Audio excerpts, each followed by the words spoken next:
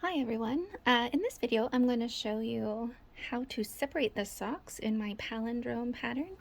You can see that they are separated here, and this is what the edge looks like with the finished Jeny's surprisingly stretchy bind off.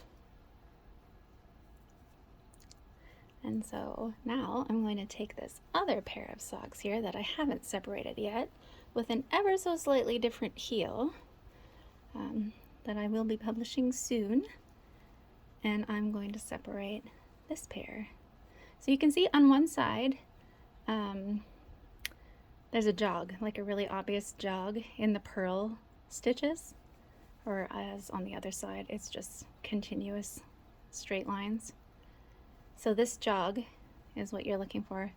This shows you where your round changed. So this was the beginning of the round and this is the end of the round. And the place we're going to pick up and knit the stitches is in these purl bumps. So the purl stitch, the top here, it's kind of leans down at the sides and looks like the top of an umbrella. That's the top of the stitch. These little upwards curving ones are the running stitches, like the little feet at the bottoms of the stitches of the row above it. So we're going to ignore those ones and only pick up these ones. All right, so let's see here. And you can see that the first stitch is actually right here. This is the first purl bump in this round. So I'm just going to stab it right underneath, straight through. And then I'm going to get my working yarn and join it. And when I say I'm joining it, I'm really just picking it up. I'm going to leave a tail dangling to sew in later, and then I'm going to hold the tail and prepare to knit. So I still have my needle through this stitch, and I'm going to wrap the yarn around as if I was knitting and pull a stitch through. So there's one stitch picked up and knit. So I'm going to do this with every single purl bump in the round. Oosh, it's hard to do it through the video screen. Here we go. There. So in that, and then I'm going to knit it. Okay, and then here's the next one. There we go. Oh, I dropped it. Hang on.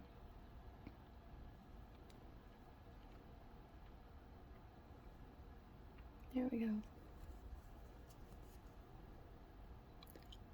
I'm going to do that all the way around.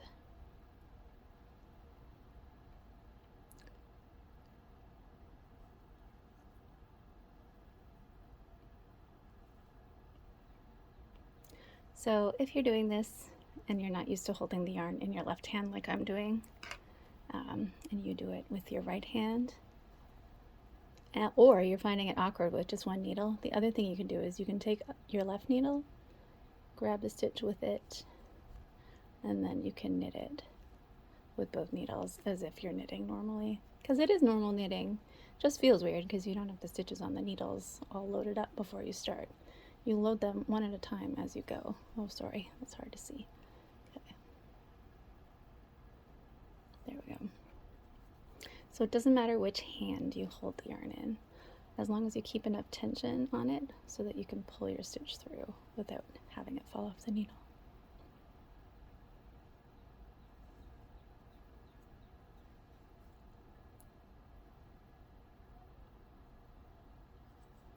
Go. Oh, that one feels funny. I think I must have caught it, so I'm going to just drop it off and try again. You want to make sure that you get your new stitches clean through the old stitches and don't catch the yarn or split your stitches. You'll get a much tidier finish, and it'll be stronger because you'll have included all of your fibers in every stitch. All right.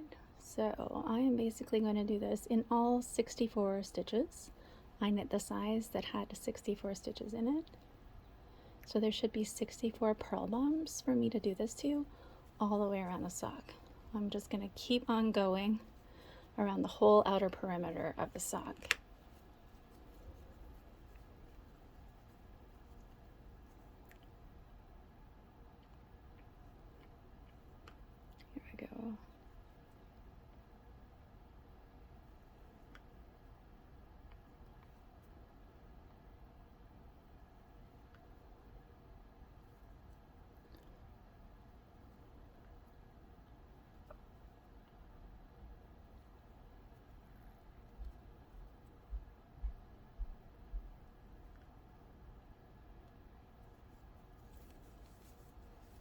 Okay, and as I get further, I need to kind of rearrange my sock so that I can keep grabbing stitches. And you just want to make sure you get every single purl bump in the row. Don't skip anything.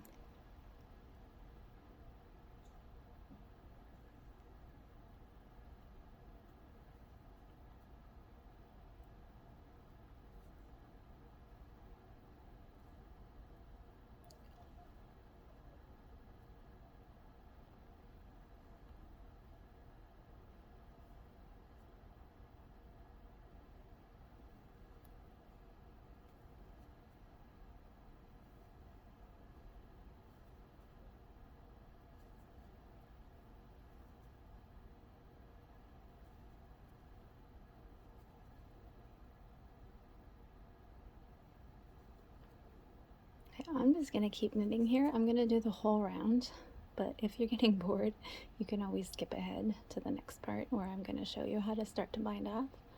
But I thought maybe it would be nice to have the whole row continuously knit in the video, just in case anybody wants to see the whole process from start to finish.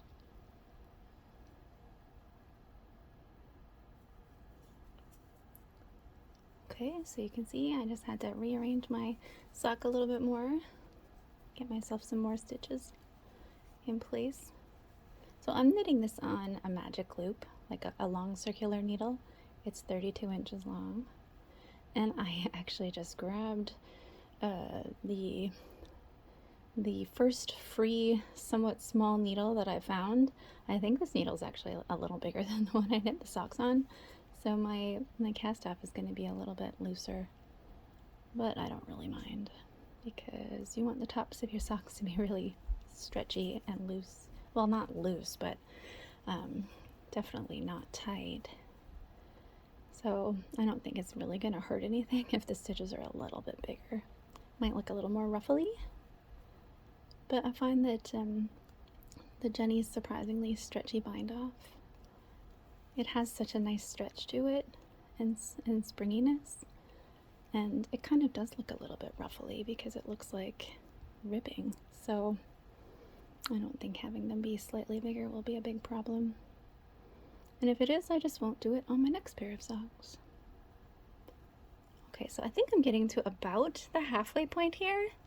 So at this point, I'm going to, it's getting harder to slide around the corner. So I'm going to use the magic loop technique, and I'm going to advance my circular needle forward so I can turn my sock around without any stiffness here. Now see, it's nice and bendy, so I can keep going around the circle comfortably. Here we go. So there's my last stitch that I knitted, and I want to go into the next one beside it.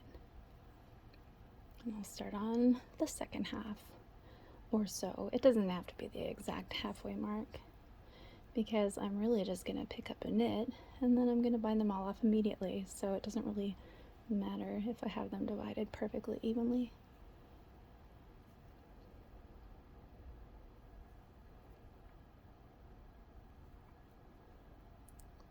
There we go.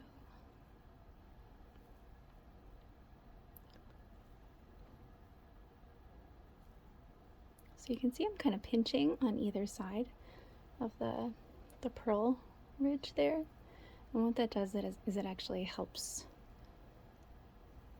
to make the stitch that I want kind of stand up a little bit more from the others. They already stick up because they're purl bumps, and that's the reason I put a purl bump row here for a landmark, because they look so much different from all the other stitches around them. So they're really easier to see. But if you're really comfortable reading your stitches, you don't have to put a purl landmark round in. You could just do ribbing right to the top of where you want your socks to go, and then do a little, maybe 2 rows of plain stocking stitch, just knit two rounds. And then what you would do would be stab the tops of your knit and purl stitches where they're hiding behind, and you would just knit them in the exact same places, like at the very top of the stitch where it curves down like this. Okay, ooh, I think I'm getting to the end here. Almost there.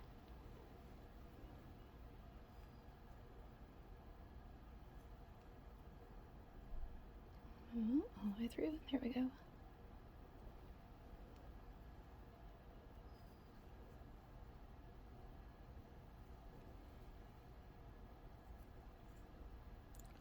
Okay, almost there.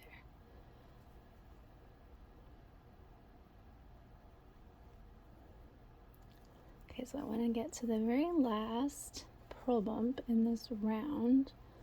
So I can still see another one here. And then that might be it. Oh, yeah, that's it. See, there's nothing. If I go to the next one, it's like behind the other ones there. So that would be too far.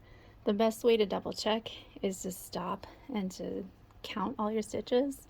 Oh, you can also see that this column has one stitch at the top of it, and the column beside it has one stitch at the top of it. And see there and there. Okay, so the best thing now is to stop and count your stitches and make sure you have the same number of stitches picked up as you had through the main portion of your sock. But I'm not going to bother doing that because I'm pretty sure I picked them all up and I don't think it's important for the video. So now I'm going to rearrange my magic loop. And if you're using double pointed needles or some other technique, you just do what is normal for you. Okay, so there we go. So that's where I finished, and this is where I'm going to start to bind off. So I'm going to keep working in the round. I'm going to get my tail out of the way, get my working yarn ready again, and now everything's ready for me to bind off around the outside of the sock. Okay, and here I'm actually going to stop the video because it's gotten really long, and I'll make another video right away that shows you how to do Jeny's surprisingly stretchy bind off on this sock. Okay, so you can find that on YouTube on my channel Anitica as well. All right, let me know if this was helpful for you, and I will see you in the next video.